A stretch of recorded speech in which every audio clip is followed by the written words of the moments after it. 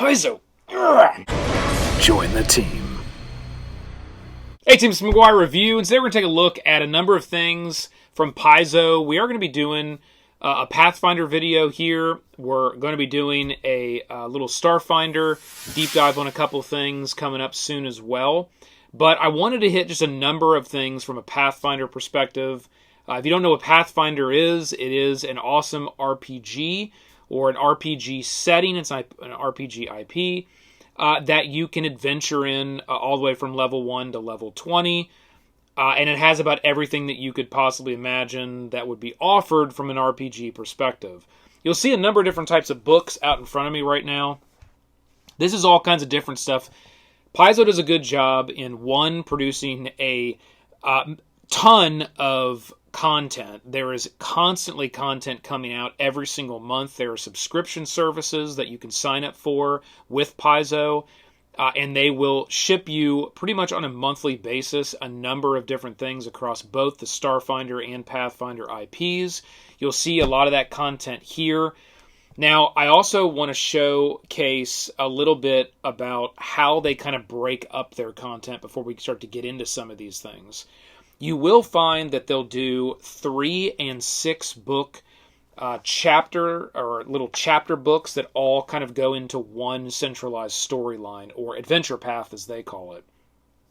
Here is an example of 3 of them here. Here's another example of another 3 book set. They have got these in 6 book sets as well, and they also have just these single book set, or the single books, where you'll just have one story that you can go through, and it's kind of like a one-shot, but obviously there's a lot more content than just like one playable session that would be included in here, but it's kind of one story that you can take on with your party. I do really like it when they do these just single, smaller books where they pack a lot of adventure, new items, a lot of fun concepts into just one book that you can use as kind of a side quest for your party. It will tell you kind of what the adventure is about right there on the back if you are a GM and you want to run this. But this is a really good one, and usually when they do ones like this, they will also be accompanied, not every time, but a lot of the times they'll be accompanied with a special wet dry erase map. We're going to have a video coming up on a bunch of new maps as well, and some reviews with those. But they will pair these maps with these too. So this is a great offering, I really feel, when you get a single book and a map. And what I would like to see is kind of a product where it's sort of sold together like that for one price, where you get the single book and attached to the back is sort of the map that primarily goes with that adventure, and it's one sort of offering that you can get. I think that would be a really nice way to kind of bundle those things. And again, I personally like it when they can achieve a multiple play session that you can spin off of your main campaign in one book. I think that's a really cool option for someone to pick up. It's also low cost generally. If you want to go creating sort of your own sprawling campaigns that are much more gameplay, then you're going to want to get into these 3 book sets and the 6 book sets. From my perspective, I think I would prefer to see this kind of stuff, especially once it gets up to 6 books, to just come as a brand new hardback campaign setting and adventure book. To each their own, how they kind of want to go through the content. A lot of people like these little chapter books because you get sort of the first part of the story. You can go through. You can, at that point, kind of decide, do you want to continue on through, because they're each broke up with starting and ending positions within each one of these books. So I think that's well done. However, I think there's a balance where I really would like to see them, when they're looking at these larger sets of content, and again, especially those 6 set books, is it better suited to just come out with a nice hardback adventure campaign setting book and put all of that in a nice hardback book, where a GM is going to be buying that and knowing, hey, this is going to be a 7-8 month long campaign. I'm going to get the hardback book. I'm going to have everything that I need. I'm not going to have to wait for these to kind of trickle out. I'm going to have everything I need right up front to be able to plan out that entire longer campaign. Okay, just some thoughts there. Nothing against the way they're doing this. A lot of people love the way that they do this, so don't get me wrong. Now, one of the things that I think is really good, we're going to hit these hardback books here in a minute because they're all three very awesome. One of the things that do make this kind of approach nice is if we look here, and I chose these because they are newer adventures or adventure paths, and I think they're both pretty cool. I'm more in favor of the Gatewalkers series here, or adventure. This one I think is awesome.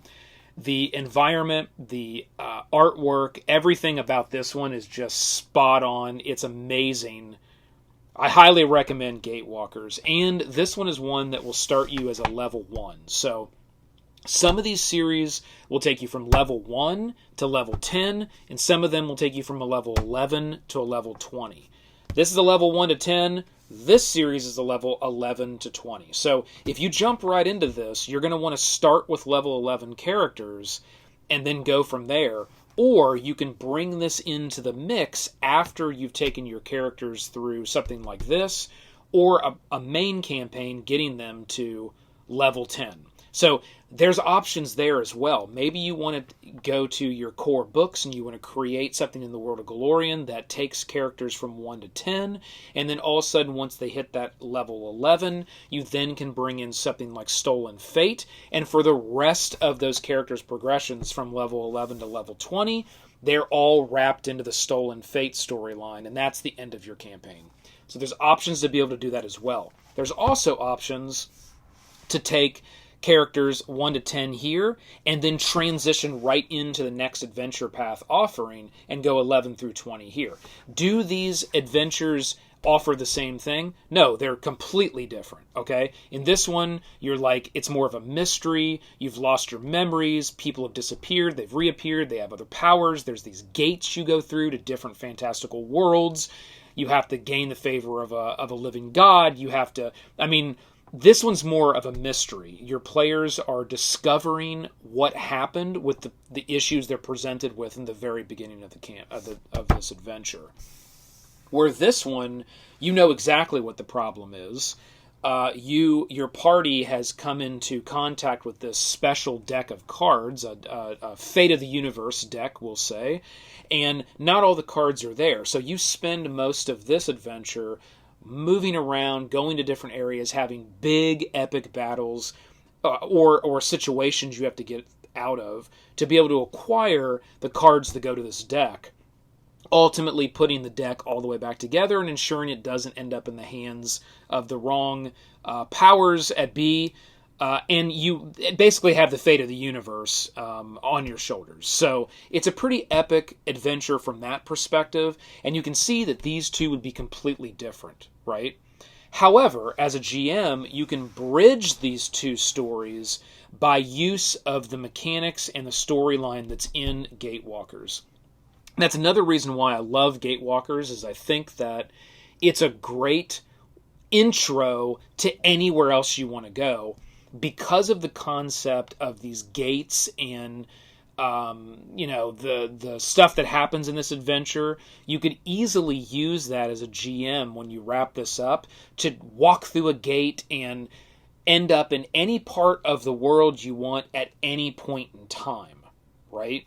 And then all of a sudden, now you're in this adventure. And so that you could do that as a GM to kind of bridge that gap, and you can do that with this story out into any other story that you would want to as well. So that's something awesome that you could do with these adventure paths, and it's just something that Paizo does, and they have all these different offerings, so it kind of works for anybody or anything that you might want to be doing.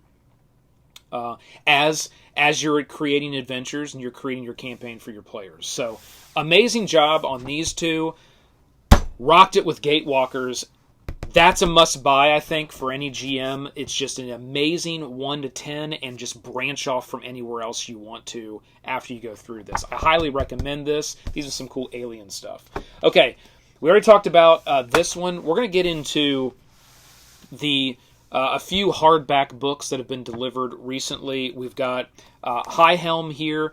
This one is... Now, some of these are going to be... I always like to recommend kind of a must-buy, or if it's just if you want to get it, but it's not really required. This one here, I wouldn't necessarily say is a must-buy for the general, because this focuses in on just Dwarven lore.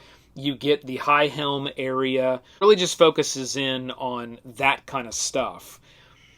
If you wanted to make a campaign where everybody around the table was a dwarf player, that would be amazing to do a smaller, shorter campaign and use this book actually as your campaign setting, because you could do that. It's the whole mountain, the area, the under area, the lore, everything about, goes very deep on the dwarven side. You can use this as a campaign setting to create your own mini campaign, and maybe all your players are dwarfs. That would be really cool. You could maybe make a campaign, but this area is sort of your, and they kind of they even recommend that here somewhere I was reading, where you could make this area kind of your home base, right? And everything that you do between adventures, you're always coming back here as your home base, and lots of things you can do from that perspective as well. So what I think would be cool is more of, get this, use it as a Dwarven campaign scenario, and do a little mini campaign where your whole table, all your players are dwarves. That would be super cool to be able to use this and really get the most out of this book. So is it a must-have? No. If you like that stuff, I think this could be a ton of fun if you used it that way. All right. We've got the firebrands. Again, this is not a must-have either. This is just kind of if this interests you.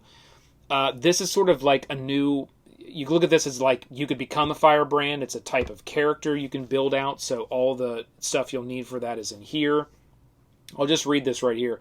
It features information on how to join the firebrands. So it's a group, right, that you can join.